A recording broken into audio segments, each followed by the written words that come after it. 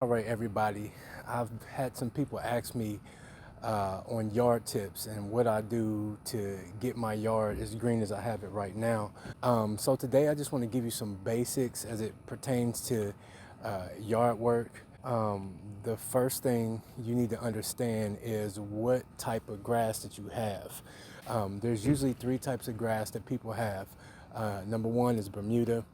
Number two is St. Augustine, and number three is tall fescue grass, which is the grass that I currently have, um, which is one of my favorite types of grass. Now, before I even mention anything about products, which I won't mention today, I'm only going to tell you some foundational things.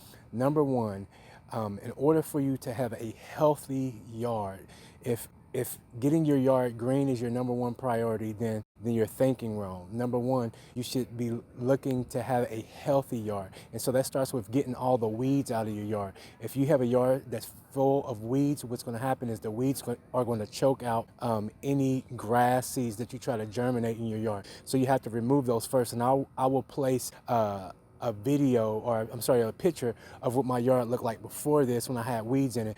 It's critical that you get those out of your yard so it does not choke the healthy seeds that you're trying to put in your yard. Secondary is you have to water your grass every single day. In Texas in the summertime, it can be well over 100 degrees every single day. Well, that heat can dry out your yard really, really fast. So making sure you water your grass daily is going to be critical to having a healthy yard.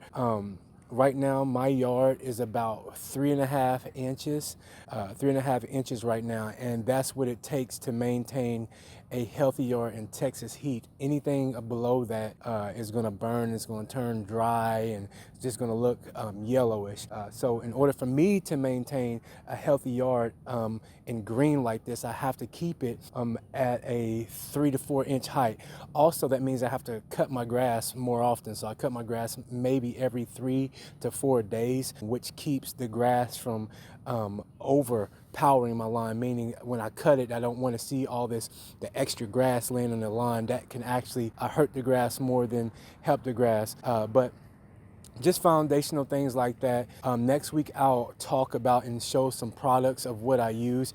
But number one, you need to find out what type of grass you have first before you can start that. And once you find out your grass, whether it be tall fescue, whether it be St. Augustine, whether it be Bermuda, then you can go from there and find out what type of fertilizers you need to use for your lawn. But right now, what you can do is start watering and start weeding, start taking weeds out your yard. And we'll go from there. In the next episode, I'll talk about what it takes to fertilize your yard and different things I use to fertilize my yard. So if you guys have any questions, comment down below and I'll try to answer them. Thank y'all.